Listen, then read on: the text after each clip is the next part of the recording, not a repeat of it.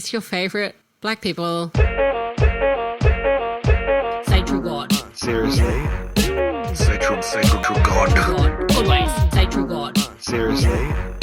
Say true God. God. We're back.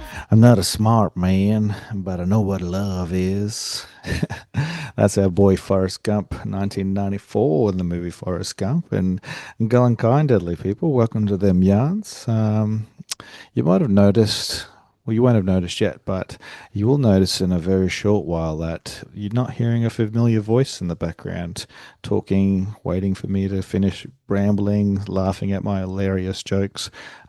Sister Carly, unfortunately, isn't feeling up to her usual self today, so you're stuck with the brother boy, the face of the podcast, the voice of a generation. Yeah, you're stuck with me. So I guess we're going to give this a go. I really hate being another man with a podcast. I really enjoy, sitting down with the sister girl and having a good yarn and having a good laugh, but I'm going to give it a go. So thank you in advance for all the positive feedback you're going to give me. And if you don't like it, well, tell Carly, don't tell me. I don't want to hear it. Anyway, for me, today's podcast is actually quite relevant. I did an hour-long podcast last week on the Manosphere. It's a topic that's important to me and close to my heart, something I've always wanted to talk to. And then you would have seen on Netflix, something came out and was really amazing. And I was like, oh. And then Carly and I spoke about it, and we want to review that as a show. So I'm going to do some intros there, and we're going to do one or two, who knows. We're not really sure how many episodes we're going to do on the Manosphere. Not just the documentary, the Manosphere in general. And so I thought I'd kick it off with the solo one, and then we'll see how we go from there. I had some really crazy ideas for what the name of this one could be. So I think we're just going to go, Manosphere part 1 of We Don't Know. But one of the coolest ones I really liked that I was jotting down was Boys to Men Gone Wrong. And if you're an R&B fan, you'll know where that's good. I am a massive Boys to Men fan, but I think for me, when I think about what the Manosphere is, and I wanted to be really honest, and I'll try to throw a few little jokes in there, but if I'm being super honest, it's a pretty serious topic here, and I really hope that I'm able to take you along on this journey without getting too lost in my own head and too crazy around where we're going. So I guess, where do I start? Like, what does it actually mean to be a man in 2026? And I think for me, it's the wrong question to ask, because there is no such thing as, what a man is in 2026. There's no single answer to that. And I think that's the first of many, many issues that we have with the Manosphere, is painting this alpha male bullshit as, the man. And if you're not that, then you're a simp or you're a beta. I don't even know what the words are using these days, but the issue is when you're trying to pigeonhole a whole demographic of people, we then end up with this absolute rubbish that you're seeing coming out online around, what a man is, what a real man is. And for me, the man that I want to be is one that shows respect and fights for equality and doesn't need to punch down to make myself feel better. But also I want to be able to hold other men to account. And that's sort of how I live my life. If anybody has me on social media, I call out this toxic bullshit if I see somebody saying that. And I think that's how, I'd like my daughters to be raised, and they can stand up to it too. And hopefully I'm raising a young fella who's going to be the same. And, if they happen to change who they want to be, then, whatever it looks like for them, I'm happy to support them in that space. So, yeah, I guess the question around what does a man actually look like in 2026 is irrelevant, because there's no single answer to that question. And I think it's part of the problem when we look at what the Manosphere is and who the Manosphere is targeting in this space. So we're not going to go too deep, good ways, into what this looks like, but I guess I do want to talk about why it's growing and, what it means to me. And eventually we'll get to a bunch of other things down the track. But it will start with the trigger word here. Trigger, because it's always going to make people feel different kinds of things. Some people love it, some people hate it, but toxic masculinity. I think if that triggered you, good. I'm glad you're listening. Thank you for coming to the podcast. I really hope you stick around for the next 27, 8 minutes or however long I'm going to speak to on this. But it's a phrase that you'll get a whole range of absolutely crazy replies to, right? So the blokes who are triggered when they hear somebody say toxic masculinity usually say dumb things like, there's no such thing as toxic masculinity, or they'll say, what about toxic femininity? There's these two, there's denial of it actually existing, or there's the you surely can't be talking about us when, what about isms over here? What about toxic trans people? What about toxic feminine people? What about toxic women and all this other absolute craziness? But for me, when I think about toxic masculinity, it's not typically just men being toxic. It's this sort of cultural norms that equate masculinity with dominance, masculinity with we don't show our emotions. We're dominating our emotions. We're dominating life. We're dominating women. We're dominating other men. And it's a power struggle. And so usually the most toxic men I see are the ones who are the most insecure with themselves. And I was blessed that I was raised by a strong black woman and with strong black brothers and sisters and cousins and family. And, I was raised to believe in myself and to have this love for other people and love for myself, so that I think it helped me get away from this idea of what that looks like. And I'll definitely have toxic traits. I'm not going to lie. My wife is probably laughing at that. So is any of my exes that might listen to the show. But I think the issue with toxic masculinity is just this inherent need to be dominant, and that part of that is not listening to people, and part of that is thinking you're always right, and part of that is thinking that you should be able to control your emotions. Some of that starts from when we're little kids, when we're jarjums, big boys don't cry. We've all heard that. Some of you might have even said that before. And for me, that's where it starts for men. When we're telling men to suppress their emotions. And then the worst ones I think I heard when and I've probably said these back in, my younger years was, oh, you're crying like a little girl. And, the pain is the same, whether you're whatever gender or whatever you are. When you hurt your knee, you hurt your knee, and you should have been able to cry when that happens. But when we suppress that emotion and we ensure that we have men who grow up in particular not being able to express those emotions because they think that's not what they're allowed to do. So the irony is, the toxic masculinity that we're seeing online that's supposed to help people is actually the thing that's hurting us the most as men and as a society when we think about why the men that we see do this, what's actually wrong with them, and what are they doing to other people to make themselves feel more powerful. If you don't know what the Manosphere is, congratulations. I hope you're not on social media. But it's just an umbrella term for this interconnected group of mostly men, built around male identity and this grievance that we've lost this power. And I will admit we have lost the power, and in some cases, not in all cases. Obviously, we're still the CEOs, and men are still mostly world leaders, and men are still head of most religions. And I don't mean that in a negative way. I think it's a good thing that women are becoming more equal as we move forward. We have a lot of women in powerful jobs where they should be, and there's this fight for equity and equality that I think is, what's the big saying? When equality feels like oppression, something about privilege. You should probably write that down. But yeah, so we're seeing these men who have grown up in the guild roll days where they see their fathers or their grandfathers dominating a house and controlling the money and being able to do what they like, and women just having to put up with that. So some of the subcategories of the manosphere that you're probably going to hear about, or you probably already know about, it, people like the red pillars. My favorite ones is the incels, and the reason why I say my favorite ones are the incels is because this is a group of men who are really, really struggling to find a way to connect with people. And instead of them thinking about why they cannot connect with people, they're blaming women, and they're blaming feminism.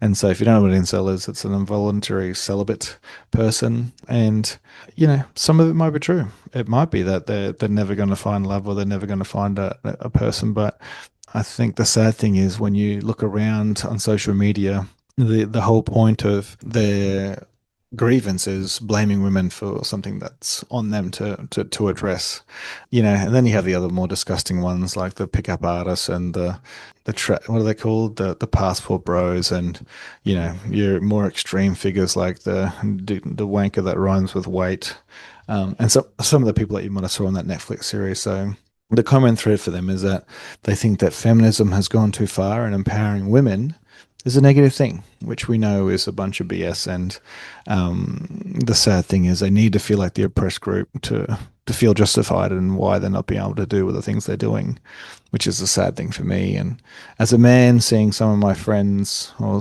past friends or men that I know go down this path of really thinking this is how the world should be is disappointing. And I guess that's why I want to talk to that today.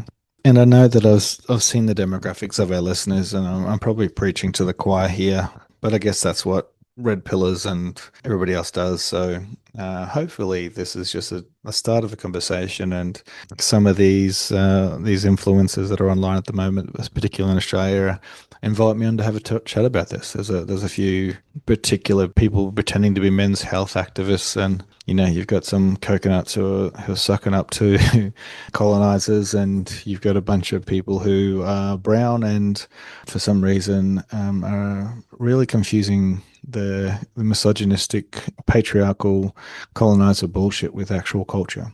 And so there's the people that I want to talk to. So if you're out there, tag me in their convos, and I'm happy to come on their shows and have a chat to them about why the male loneliness epidemic is not an epidemic. It's an issue that we created, and it's an issue that we can fix. Because the biggest thing here is that all this can be fixed by men. This is a men issue. This is a male issue, and we're the ones that need to fix it, not blame feminism and women and girls for our own bullshit. But it's think about why it's growing. What's the social media algorithm doing to us? That's the big issue here. Is you have these sites that are guaranteed to push you towards an extreme. And unfortunately, when you're already feeling disconnected, it's so much easier to connect to the extreme than it is to have a think about why you might be having fewer friends or why you might be having less emotional support. Because for men, the reality is that we created a situation now where men have a super high suicide rate because they're reporting fewer closer friends. And because we're not talking about our emotions with their friends, we feel like we have less emotional support. And because we're having more and more extreme views, we're finding less and less people that want to chat to us. And, it's creating a greater social isolation. So they're all connected. It's got nothing to do with feminism. It's got nothing to do with women. It's got everything to do with us and who we are and how we respect each other and how we treat each other regardless of our gender or our socioeconomic status, etc., etc. But unfortunately, the Manosphere offers this community and this belonging, and even though the ideology is harmful, and some of them are pretty honest about how this looks for them, and their mums would hate that they talk like this, but they're in too deep, and it's just easier to blame somebody else than actually have a bit of a retrospective look at yourself and think about what this means for you. The scary thing for me is how many young men are being sucked into this world, and how the algorithm is really highlighting these absolute rhymes with anchor and pushing their agenda onto young boys and onto young men. So we know that in the latest US election that the young demographic of men between 18 and 26 had a really high showing for conservative right-wing nut job stuff, because that's unfortunately where that leads to. So when you're spending your whole time punching down, we know that a certain side of politics, that's how they get votes. They don't actually have to do anything to improve society. All they're trying to do is distract you with a culture war that makes you think that somebody else is a problem. So they tell you that trans people are the problem. They tell you that migrants are the problem. They tell you that women are the problem. They tell you that DEI is the problem. When the reality is, it's the structure, it's the system that's the problem, and they're just trying to distract you long enough so they can get enough money out of you to keep them rich and to keep you in the system and you poor. So all these blokes that talk about escaping from the matrix, yeah, all they're really doing is just building the matrix more and more around themselves and enclosing themselves in this space and scamming younger people and vulnerable people out of money so that they can pretend to live a life that they don't really deserve. So I guess I want to take this opportunity to call some behaviors out that I see that are super terrible. Not showing your feelings. And for me, that is showing your feelings even towards your mates. I'm lucky that, I have a group of friends who I can express my feelings with and we can have chats. And, I'll admit sometimes it does need alcohol and stuff for that to happen, for people to feel vulnerable enough to share. But I think that one of the greatest things that I have outside my family is having mates that I'm able to share with and, be able to be honest with, and they're honest with me. And we can have deep and meaningful conversations about life and about, where we are and who we are and what life is, and and even be able to tell your mates that you love them is something that's very special and something I'm very grateful to have those friends in my life. So I appreciate you. But the flow-on effect for people who aren't able to have those close relationships with other friends is when they're in a relationship with somebody else, then they're not able to show love or affection to their partner. For some reason, we've got a group of men who think that it's weak to show sympathy or empathy or love for a person because for some reason that's not a dominant behavior. And I really don't understand why your whole life is just revolved around this being the dominant top alpha, whatever bullshit you're trying to say, and then you're not able to communicate with the person that you're supposed to love. So you see a lot of men in the manosphere who just want to treat women like sex objects, baby makers, kitchen hands, and cleaners, and that's the value that they put in them. And the reason why they have to do that again is this insecurity that they've grown up with. They don't love themselves enough to love anybody else. And so until we as men are able to have a look deep inside ourselves and see who we are as actual individuals and love ourselves first, we're not going to be able to love other people. And that's probably the scary thing, is as we see this divide going further and further apart, is, we've got to get back to just basic tenderness, right? Basic human emotion, basic human connection. And I think that's the start of it for me. And one of the things I really hate is forgetting birthdays and anniversaries. And I know that is something that we play off as, oh, that's such a boy thing to do. But it's a boy thing to do because we allowed it culturally. I'm definitely not the perfect partner. I've forgotten heaps of things. Yeah, my wife's probably screaming at the car radio right now saying, you forgot this. And she's probably right. So let me just say that I am not pretending that I'm the perfect partner. I'm not pretending I'm the perfect man. I've got my own work to do, and I think that's something for me to take away from this podcast myself is, what is it that I need to work on for me, and for how do I become a better partner, a better person as I move forward in life? Because I am very young. I still have hopefully another 50 or 60 years to live. So we'll see how that goes. But yeah, I think the whole boys will be boys thing has really messed up society. Just like the whole boys don't cry or big boys don't cry and all these other things that we're just feeding into this culture of, toxic masculinity and patriarchy to help men pretend them to be dominant and hold other people down. But yeah, there's this fear of vulnerability that I think we need to work on. And, it might be from the good old days when you had to fight and hit each other over the head with clubs to survive. But we're not in those days anymore. And I certainly hope that that's something that we can move past as we go forward. One of the things that I know that I need to work on when it comes to toxic masculinity is this thing of equal domestic duties. Pulling your own weight, and it's the one thing that I understand the least about the trad wife craze. And while I'm happy if women choose to be tradwives and etc., but I just don't understand how in this economy people expect, everybody to just go back to the good old 50s and 60s when the man had one job, the woman could stay home with the kids and, provide for the family. Like we don't live, I don't know where you live, but I know in Australia, if you want to buy a house, you're not doing that on one person's wage. Unless that one person's wage is extremely great, there's a very high chance that 90 something percent of us are going to have two jobs. Or even that's even just to be able to afford rent in a lot of places now as well. So the thing I don't get is how these trad wife pushers are saying, go get yourself an overseas wife, or you find a woman who's not Australian because they'll really look after you, not like these Aussie women who they're all entitled, blah blah blah blah. Meanwhile, these men are with women who have a full-time job, and they also then expect to do all of the housework, do all of the mental labor, do all the physical labor, and for some reason they think that housework isn't real work. So I am definitely not perfect partner. I know that I need to do better with that, but it's something that I don't understand where it's coming from in this manosphere and how what world are we living in where people think that, oh yeah, just stay home with the kids and cook and clean and do all this stuff. Like, brother, unless you're earning $200,000-300,000 a year, you're not going to be able to afford rent, let alone to buy a house and to provide for your family. So something, just a bit of a reality check, I think, is needed for some of these people. And again, the only people who can afford to do that are influencers are just scamming young men and boys to do that. So the people they're getting money from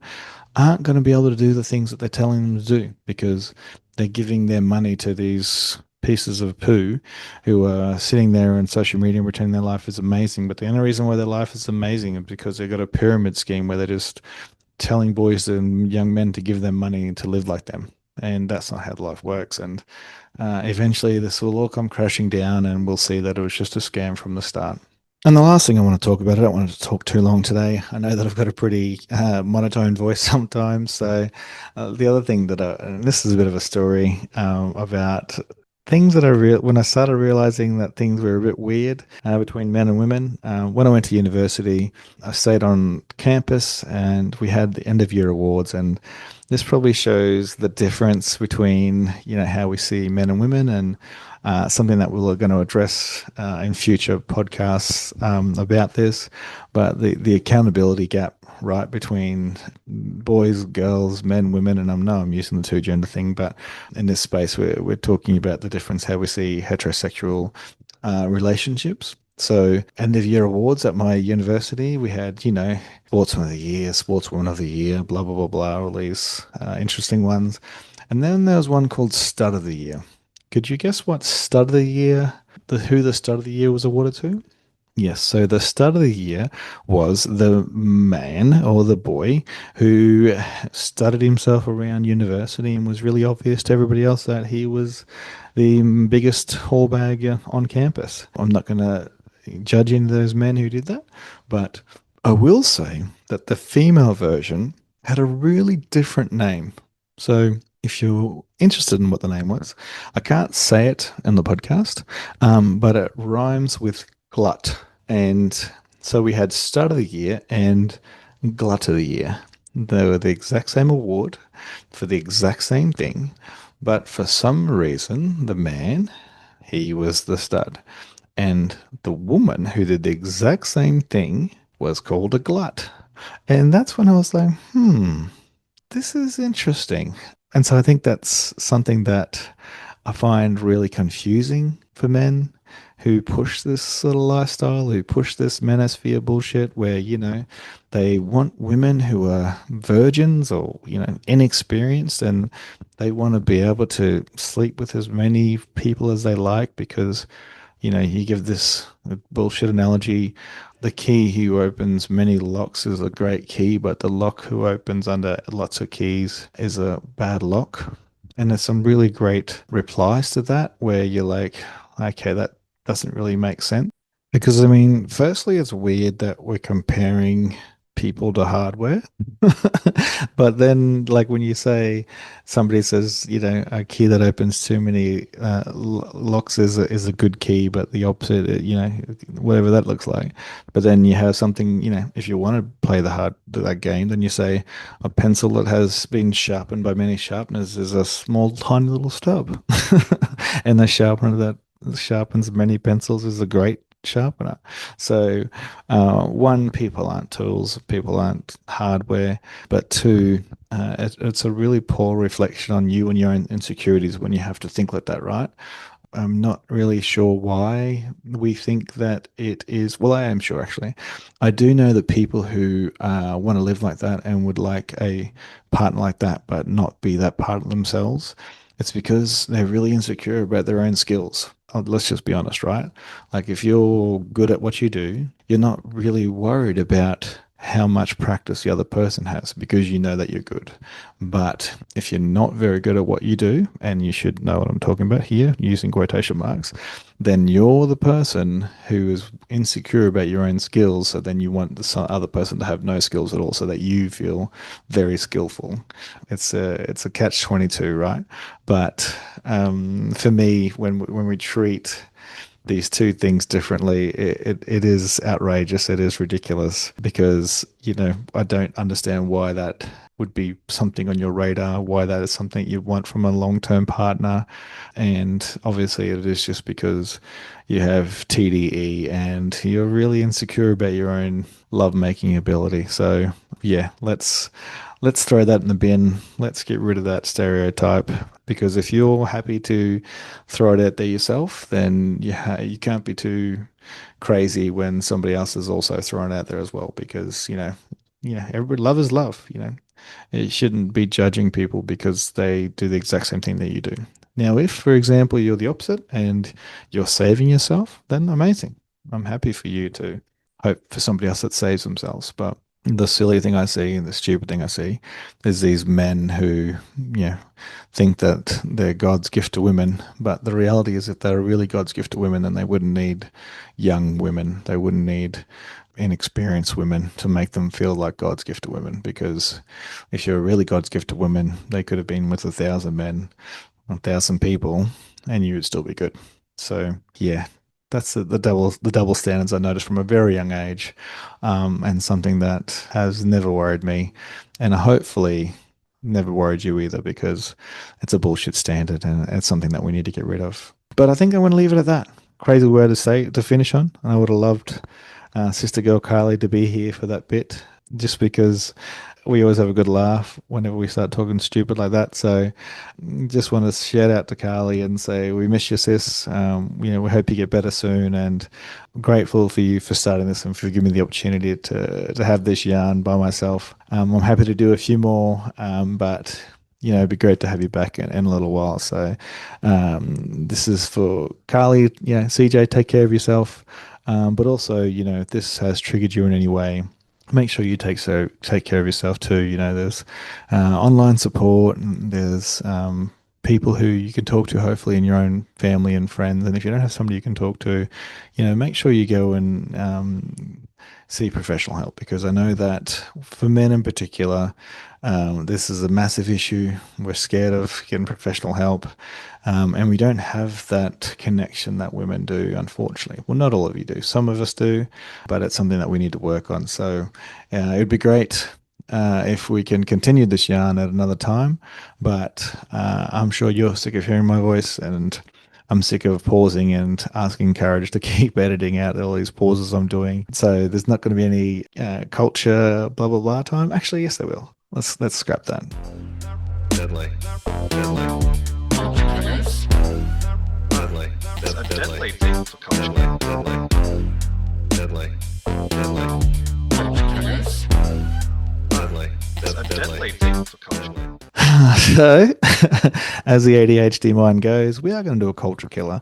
And I guess for those who are listening right now, you would have seen that at the moment we're at war. And this is not going to be the podcast where we talk about the war, where we talk about the attack on Iran in great detail. But I do want to acknowledge there are people out there who have been saying this was going to happen for as long as this person has been running for president. The woman who ran for president, she said, if you do this, if you vote for this man, here are the things that are going to happen. And she was pretty much spot on with everything that she called out because he wrote it all down. Somebody wrote it all down for him. And this is part of that plan. So I do want to say a shout out to the mob who are, struggling right now because of rising petrol costs and rising everything else costs. And I think there's a cyclone up north somewhere. So, if you're up there, please look after yourself. Please look after each other. But yeah, the culture killer for me today is, for this week in particular, is the ever-growing craziness that is the United States and voting for an orange lunatic who has some very questionable past history connections with some very questionable people as well. So hopefully all this will come out in a very short amount of time and they can impeach him and get rid of him and lock him up and put him in jail. But yeah, I do want to say that it really is a culture killer when everything is getting more and more expensive because rich people want poor people to fight their wars. So take care, look after yourselves, have a great week, and I'll chat to you very shortly. All right, yeah, well. Say true God. Seriously? Say true God. God. Always say true God. Seriously? Say true God. God. We're back. Say true God. Them yarns. Say true God.